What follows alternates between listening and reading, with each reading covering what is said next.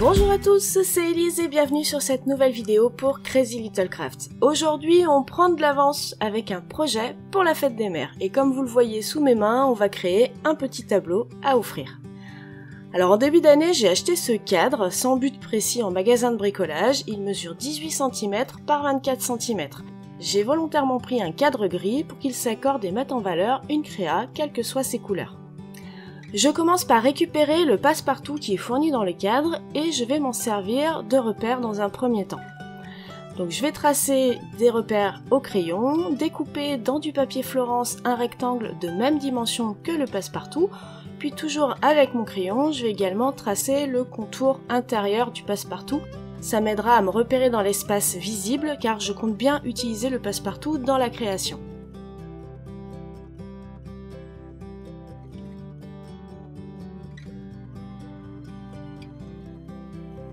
Je pioche deux planches de tampon Crazy pour coller au contexte de ma créa, la planche Bonne Fête avec le message pour la fête des mères et la planche L'Homme pour le tout petit bout de phrase Tu es.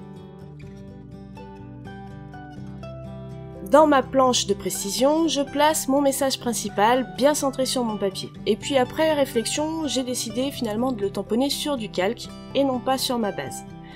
J'ai choisi une encre Versamark pour réaliser un embossage à chaud avec de la poudre blanche Wow.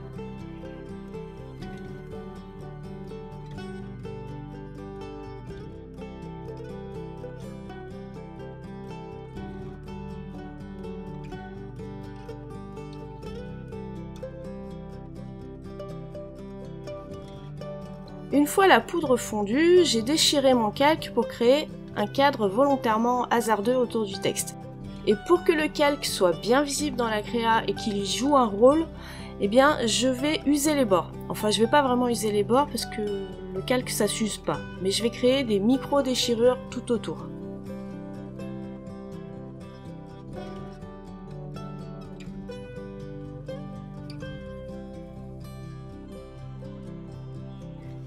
Je reviens sur ma base, au centre de mes repères, je crée un fond très doux avec deux teintes de rose en encre Distress Oxide. Je vous ai laissé les capuchons au-dessus pour que vous puissiez avoir le nom des teintes.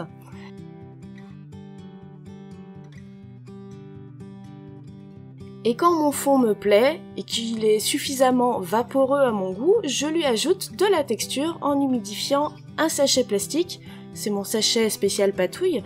Donc je le garde bien froissé dans la main, je mets de l'eau dessus et ensuite j'applique le sachet sur mon fond. Donc cette fois on va pas faire des petites gouttelettes comme on a l'habitude de le faire pour faire réagir les encres oxyde, mais plutôt une sorte de marbrure. Voilà, ça change un petit peu.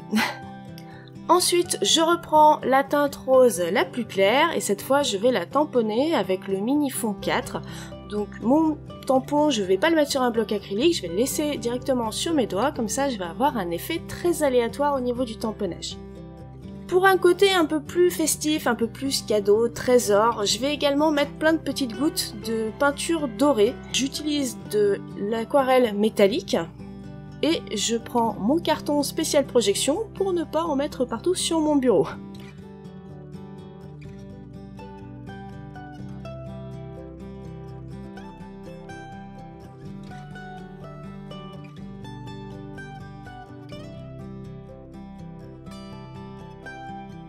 Avant de passer au gros du travail, j'attrape une des chutes du papier que j'ai découpé et je vais tamponner le petit texte « Tu es » de la planche L'Homme et je vais aussi l'encadrer au stylo noir.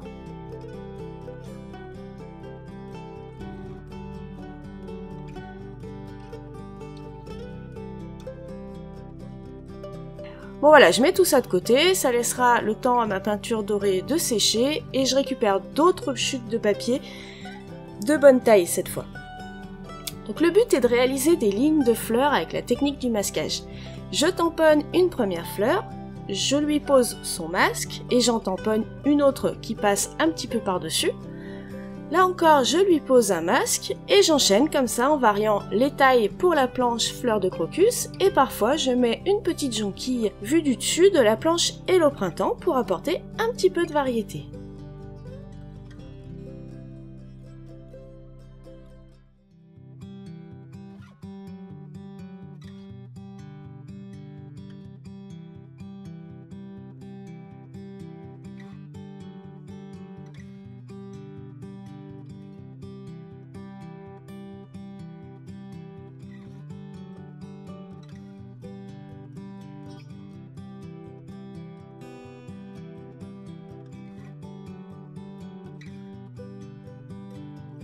Quand la ligne de fleur est prête, je vérifie si la longueur me convient par rapport aux dimensions que j'ai repérées sur ma base.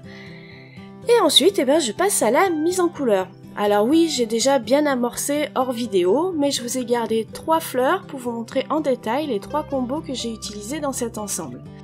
Je vous ai mis les marques de feutre utilisées ainsi que les références juste en bas. Comme ça, vous pouvez tout voir en un clin d'œil. N'hésitez pas à mettre pause si vous n'avez pas le temps d'écrire ou à ralentir la vitesse de lecture dans les paramètres YouTube si vous voulez vraiment voir plus en détail étape par étape.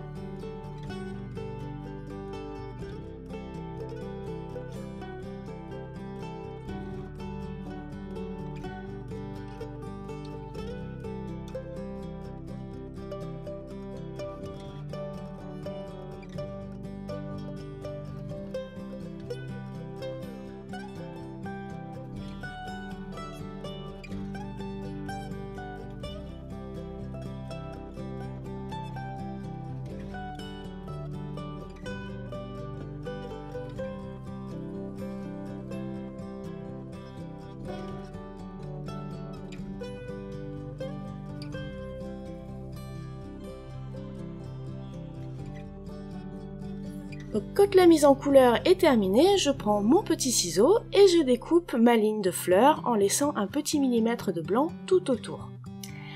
Alors, si je vous ai pas montré toute la mise en couleur, c'est aussi parce qu'elle m'a pris plusieurs heures. Vous avez sûrement déjà vu le résultat de la créa, au moins sur la vignette de la vidéo.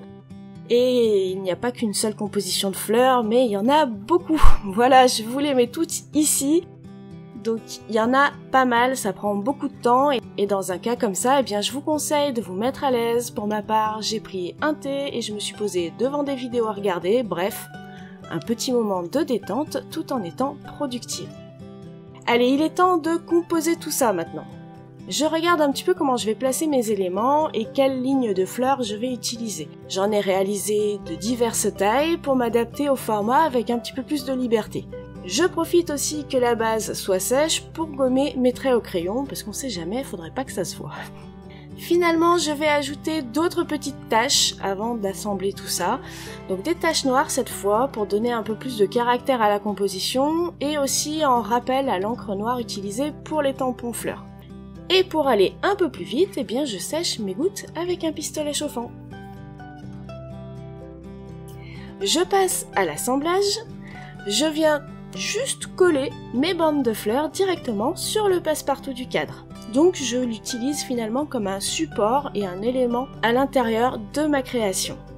L'épaisseur que me donne le cadre ne me laisse pas beaucoup de marge en termes de volume.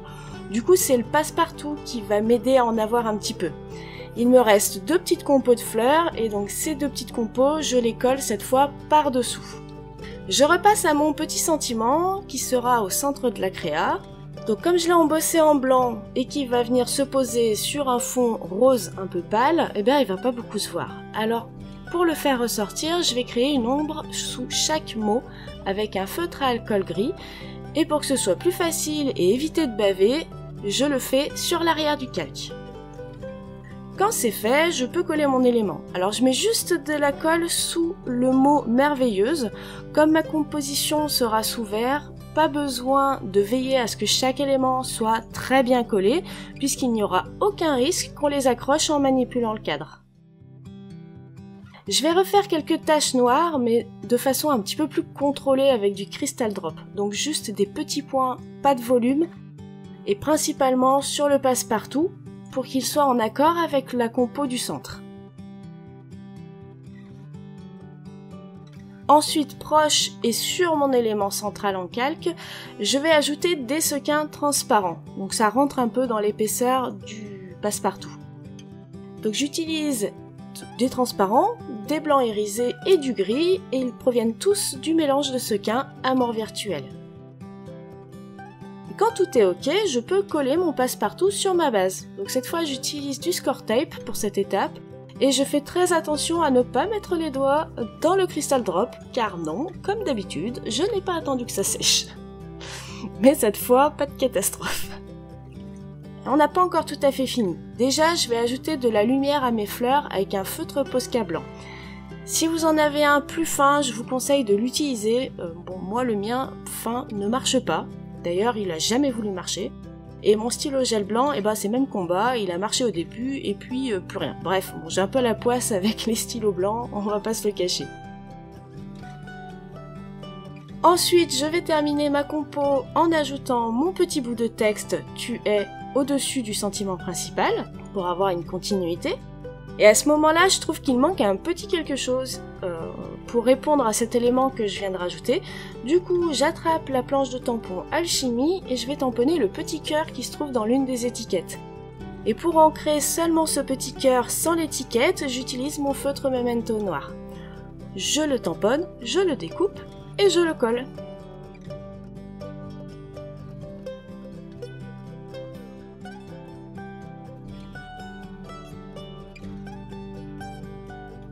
Et bien voilà, on arrive à la fin. J'ai laissé sécher une petite heure pour les petits dots noirs et je peux maintenant tout mettre sous cadre.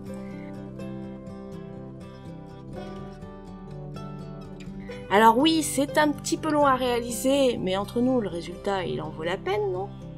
Moi, je trouve que ça fait un beau cadeau à offrir, ça change aussi beaucoup des cartes qu'on a l'habitude d'offrir dans ces circonstances. Allez, je suis curieuse, dites-moi en commentaire ce que vous en avez pensé, et si ce cadre cadeau vous a plu, à mettre un petit pouce vers le haut et à vous abonner si ce n'est pas déjà fait. En attendant les prochaines créations de l'équipe, je vous souhaite un très bon scrap et surtout, prenez bien soin de vous. Bye!